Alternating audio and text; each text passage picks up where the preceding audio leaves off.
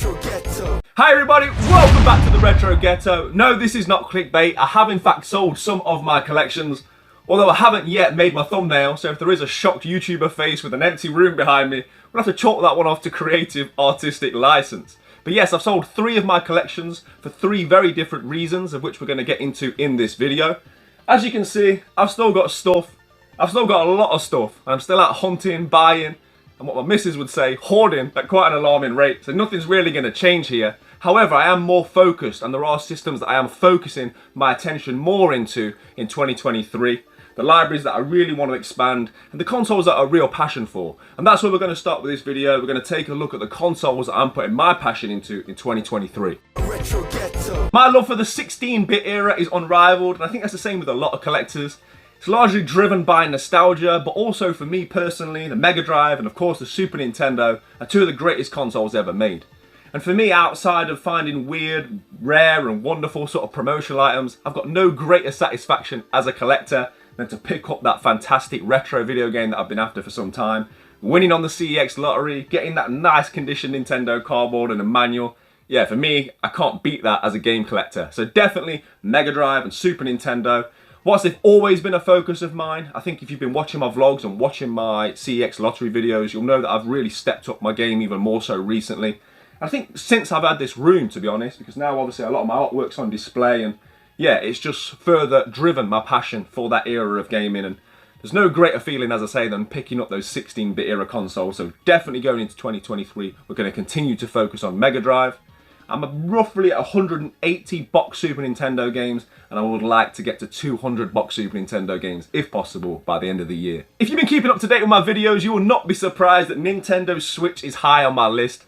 I made a dedicated video of games that I've recently picked up, and I've added a couple more since then. I think we've bought about 12 or 13 Nintendo Switch games since the start of the year. As I highlighted on that video, of which there'll be a link in the description below, prices have finally started to come down on Nintendo Switch games. So in 2023, I'm going to be adding more and more Nintendo Switch games to my library. I mean, look at the Switch games on the shelf. Those red spines, they take up no room. It's just collector's heaven. Somebody commented on that video and basically said that the Nintendo Switch is like the Super Nintendo of this generation, and I think that was absolutely bang on. I couldn't agree more. There's such a magic and a charm about the Nintendo Switch that I could sit here for hours telling you why I love it and why I love the games library, but yeah, it's my favourite console of the last, 25 years, and it's a collection that I think I'll be adding to for many, many years to come. Nintendo Switch, Super Nintendo, Mega Drive, they're 3 of my favourite consoles of all time, if not my top 3.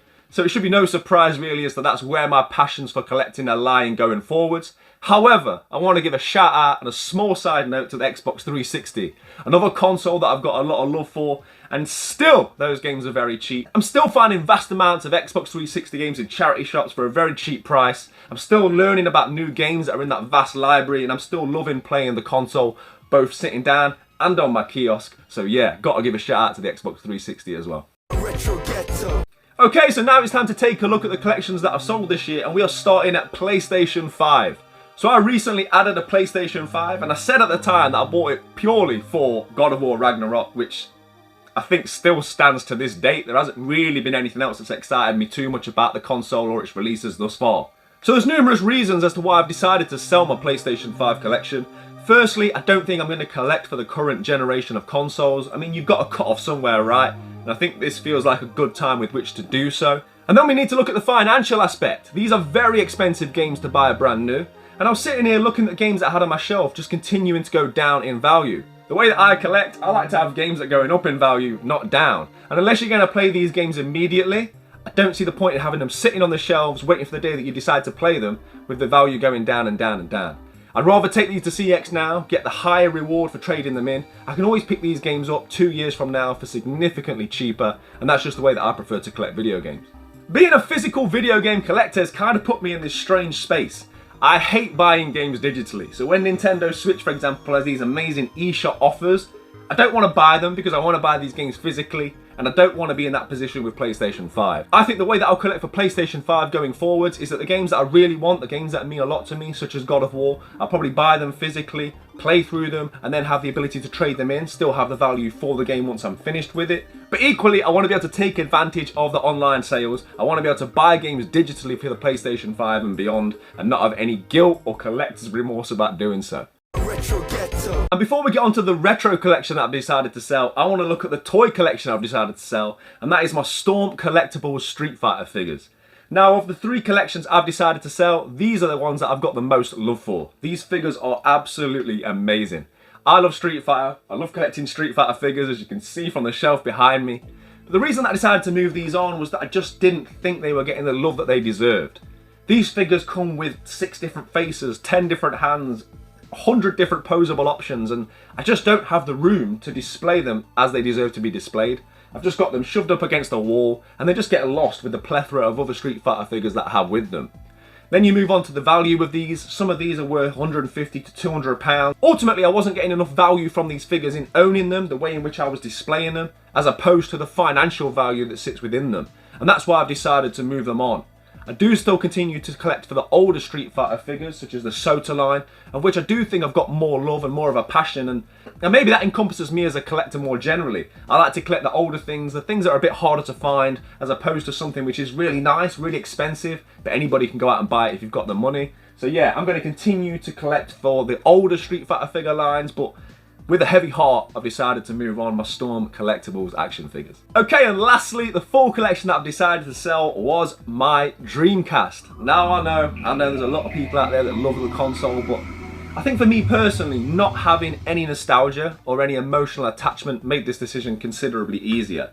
I bought this system just simply to explore it because it wasn't something that I had as a child. I was driven largely by Street Fighter 3 Third Strike, which is one of my favourite games. But the last few times I've played that, if I'm being honest, I've just played it as part of the collection on either my PlayStation 4 or the Nintendo Switch. So I just kind of found myself in this weird space where I was just collecting for it for the sake of collecting for it. And that's not a position that I want to be in. I don't have any real love for the Sega Dreamcast. Whilst I appreciate some of the titles, there wasn't really any more games that I wanted or I was desperate to try out. So I think it was definitely the right thing to do to move it on. And more generally speaking, I don't collect for that sort of early 3D era of gaming. I don't collect N64, I don't collect Sega Saturn, and there's multiple other consoles that I don't collect for. It just doesn't work with my old man eyes, and also I just don't have the nostalgia. When my older brother got the N64 and he was delighted with it, that for me, that just meant that the Super Nintendo was mine. I made my choice early on, and to be honest, I think I made the right one. So yeah, I decided to move on my Dreamcast collection. No regrets. Okay, so there we have it. We've not only looked at what I've sold, but we've looked at where my collecting focus is going forward. And I think selling stuff has helped me to do exactly that, focus. I think mentally it's quite freeing to sell things every now and again. Maybe that's what separates collectors from hoarders. That's a completely different video that maybe we'll explore in the future. But for me personally, if you're collecting something and there's no real love or passion behind it, I kind of question the reasons as to why. Also, with me now building this space, the 3.0, of which I know how lucky I am to have this kind of rammed home that, okay, this is my space, this is what I have, I only want to fill it with things that I love, and I think that's also helped with me thinning out some of my collections. But guys, let me know in the comments. I'd love to know what your views are on selling. Nobody's right, nobody's wrong. I know collectors that refuse to sell anything because it can lead to seller's regret, which, believe me, I've sold things in the past that I regret, and I still think about it on an almost daily basis. Man, that PS2 kiosk.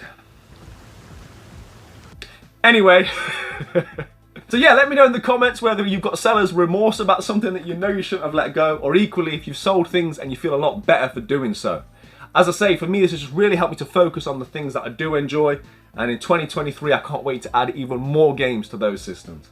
Thank you as always for watching. Play your games, keep it retro. I'll see you on the next one. Take care. Watching the Retro Getro.